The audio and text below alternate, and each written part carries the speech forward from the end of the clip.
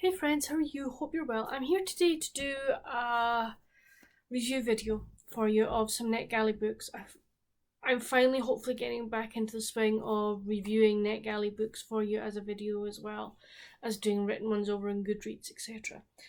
So there are 3 books, there are actually 4 books in total, but I'm only going to review 3 because one of them, the 4th one, I'm using for my book and a bake series, which I'm using it for my August a video for that, so you'll get that coming later on in the month.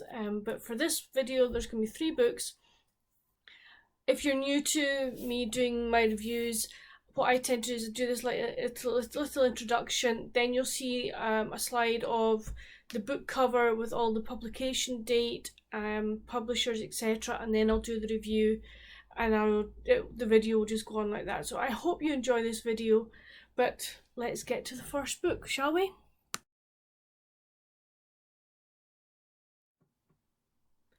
Book 1 is called Room and Board by Miriam Parker. This was published on the 6th, or will be published on the 16th of August by Penguin Group Dutton. I gave this book 4.5 out of 5. I really enjoyed this book. So we meet Gillian. She's a publicist to the stars, basically. You know, does all her PR and things like that. But something happens with her last publicity job that her job implodes. It's not her fault, it's somebody else's, but she's the one that takes the flak. And because of that, she loses everything. She loses her business, she loses her home, you know, she's basically got just her clothes and, you know, things like that. But an email comes from her alma mater asking her would she consider taking a job as a boarding house mom. And she thinks about it, and she has very mixed feelings because although she loved her school, she has good memories and bad memories from it. I think like a lot of us, you know, we have good memories, bad memories of school. And she's like, do I really want to go back? But she's got nothing to lose, so she does go back. And she arrives there, and one of the girls who is going to be like one of her students, as it were, is almost like waiting for her. And you know, she's like, oh, you've got such and such bag, you know, suitcases, etc., etc. And this girl just basically, I wouldn't say attaches herself, but she sort of starts, she follows Gillian around doing, you know, into her flat and everything like that. I'm like, oh, right, okay, fine. But this girl is, you know, you end up finding out this girl is very lonely. Although she has good friends, she is lonely. She feels her parents don't care for her, etc., etc. Or that's the image she gives off. So that sort of, to begin with, kind of, I was like, don't know that I like this, but that's fine. Anyway, we see Gillian settling in, and she starts making new friends within the staff. But she also meets one of her close friends from when she was at the school, who happens to be the father of one of the girls. And they sort of start reconnecting their friendship, as it were. And that was really nicely done. It was well portrayed, that bit. I really, really liked that. I like this sort of, that do we, don't we, you know, you're a father of one of the girls that's here. You know, we've had things happen in the past to us, you know, when we were here at school. And it was like, do we, don't we, sort of try and start a relationship. And I thought that was really well done. You could sort of, you could feel they're like, you know, I'm not sure, do we, you know, it was really good. I also liked the fact how she dealt with the children. Yes, there was, you know, this girl to begin with, but she soon gets her own way of doing things within the boarding house and has her own rules as well as the school rules. She makes sure that she's there for the girls when they need them, when she needs them, and if, you know, she's around, they know that they can go to her, etc. I really, really liked that. I thought it was really well done. And you know, I did really, really like that. I liked the way that the girls reacted to her. How, you know, if they came to her with a problem, she listened, she gave them some advice, but let them make their decisions, you know. So that was really, really good. There are two instances within the book where her life as a publicist really came to the fore and really, really helped not only the school, not only the children, but the school as well. And I thought that was really good. You know, she handled it really well, and she was respected even more for what she did. So yeah, that was good. I did, as I say, at first find three particular girls trying. But as the story moved on, you began to understand why they were as they were. And you also got to see their growth because Gillian helped them, which I thought was really, really good. So yeah, I thoroughly enjoyed this book. As I say, I would recommend it if you like a book set, you know, within a school setting. I would say this is more aimed at. Is it a YA? No, I think it's more aimed at adults. You know, I really do. But I thoroughly enjoyed it and would recommend it.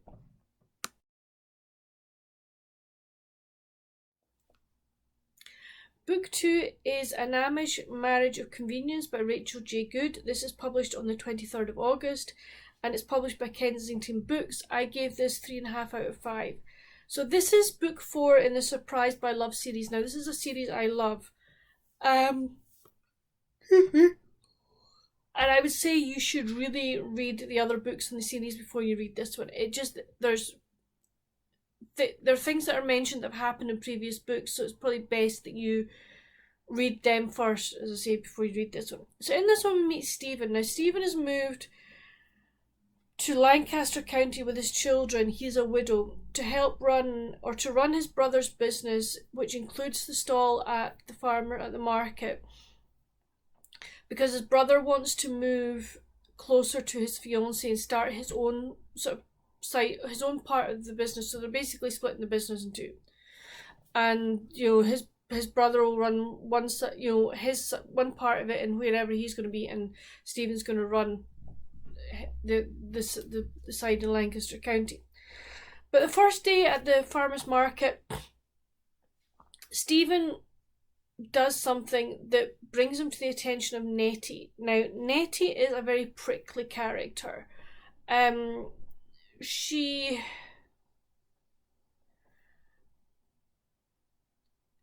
very standoffish.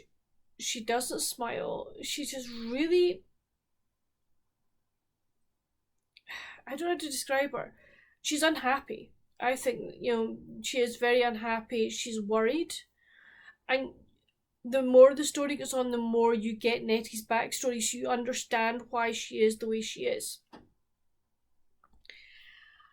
However, the owner of the whole farmer's market, I cannot remember her name for the life of me, but she is a wonderful, wonderful old lady. She's a fantastic reader of people.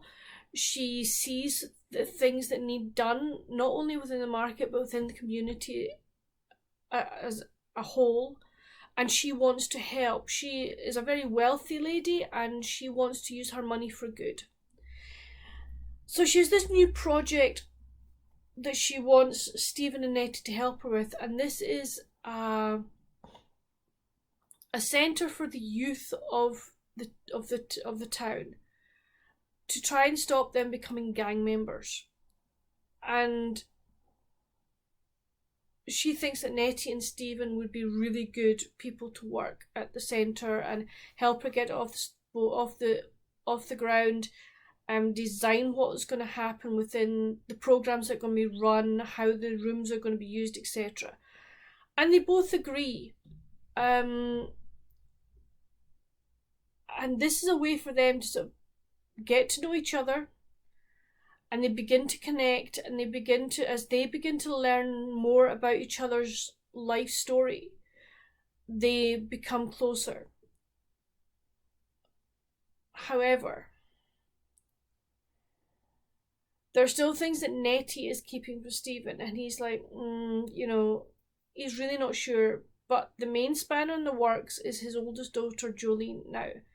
She, since her mother died, has basically been taking care of the family. And she does the cooking, the cleaning, everything like that. She does all the main chores. Although her siblings do have their own chores that they do, but she has basically been looking after the family. And she doesn't want another woman around. She wants to be the one to look after the family. She resents the time that Stephen spends with Nettie. She doesn't like Nettie. Jolene is also finding it very hard to fit in at school. There's certain things happening.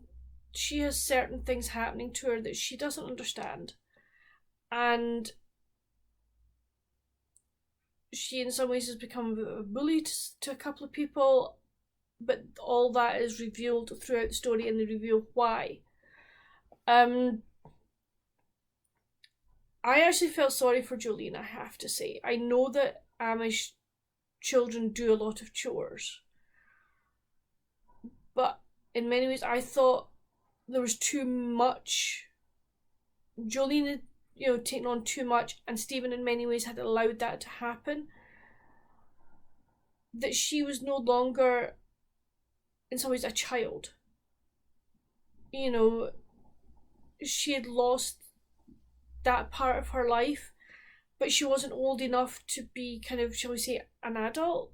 But I think she's about 12 or something, so she's, she is young, so she doesn't have the emotional wherewithal or knowledge to be able to cope with all these different changes, and it's just, it really is making her unhappy. But Mrs. whatever her name is, I really hate that, I can't remember her name, she tries to help her, which in some ways is good. It gives her, she can see what's happening, but she's very good with Jolene. Various things happen with the opening of the centre, and Jolene is at the centre of part of it. And things happen that bring her and Nettie slightly closer together. This was really well written. I gave it 3.5 out of 5. The reason it got less is because I actually found Jolene a pain in the ass, if I'm honest. I really didn't like her as a character. Even knowing kind of the backstory, I still felt that she really wasn't a nice character, and she kind of spoiled the story. I really liked Nettie and Stephen's relationship and the way that was dealt with, how they began to learn, as they learned more and more about each other, and in the end everything was resolved. I thought it was really well done. I liked the fact that you got to really understand why Nettie was the way she was, and the more time she spent with Stephen, the more she became the woman that you had expected her to be, without all the cares of the world, as it were. I did really enjoy that. As if Jolene had been a slightly nicer character, this book would have got a sort of 4.5 out of 5 for me.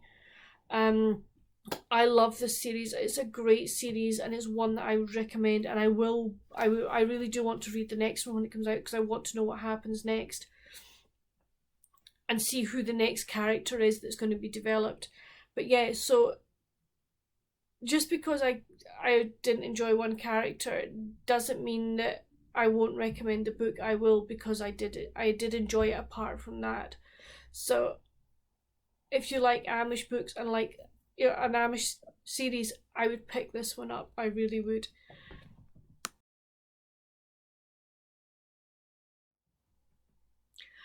Book 3 of this review is A Lot Like Forever by Jennifer Snow. This is published on the 23rd of August by Entangled Publishing. I gave this 3.5 out of 5. This is the third book in a series. I have read one of the other books in the series. Do I feel that you need to have read them, the ones previous? I don't think so. I think you could read this as a standalone. So we meet Whitney, who is engaged to Trent, but she seems reluctant to set a date for the wedding, talk about anything to do with the wedding.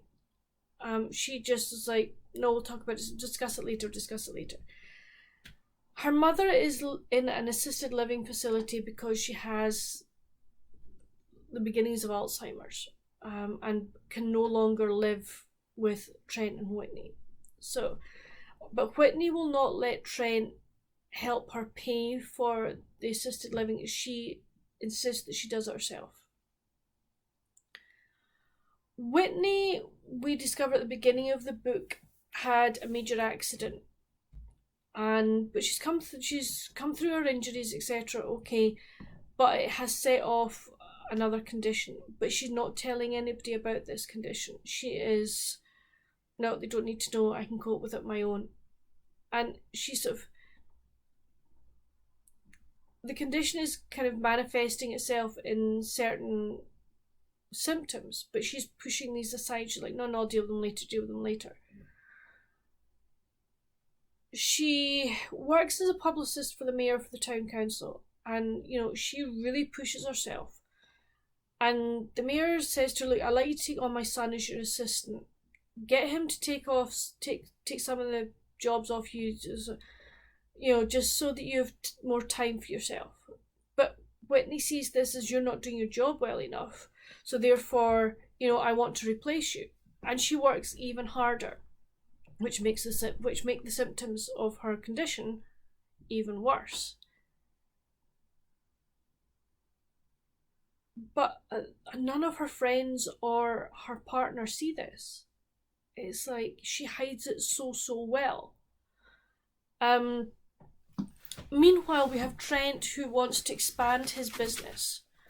He runs a chain of pubs and taverns, and he finds a new location, almost goes through with purchasing it, but something happens that he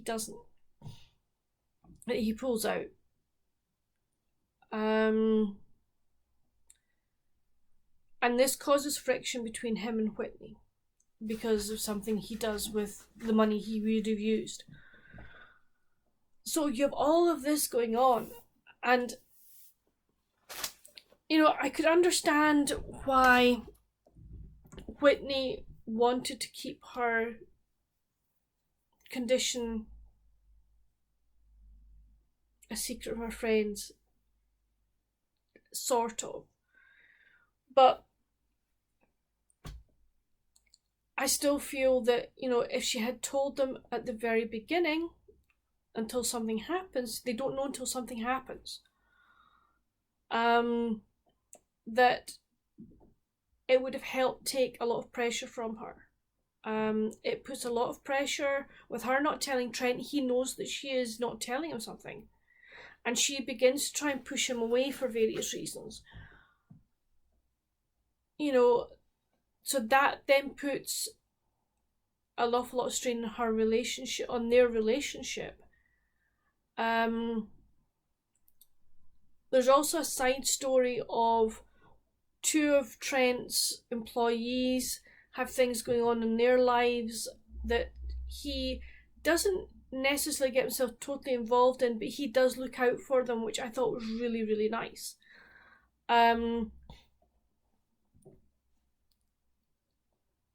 I did enjoy this. I just think I found the fact that Whitney kept her condition secret for so long, I found that hard to understand.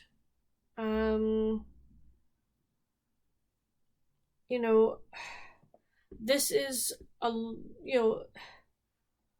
I just felt that she needed people on her side. She needed her friends and Trent to understand. She needed them, their support and their help, but she wasn't willing to ask for it.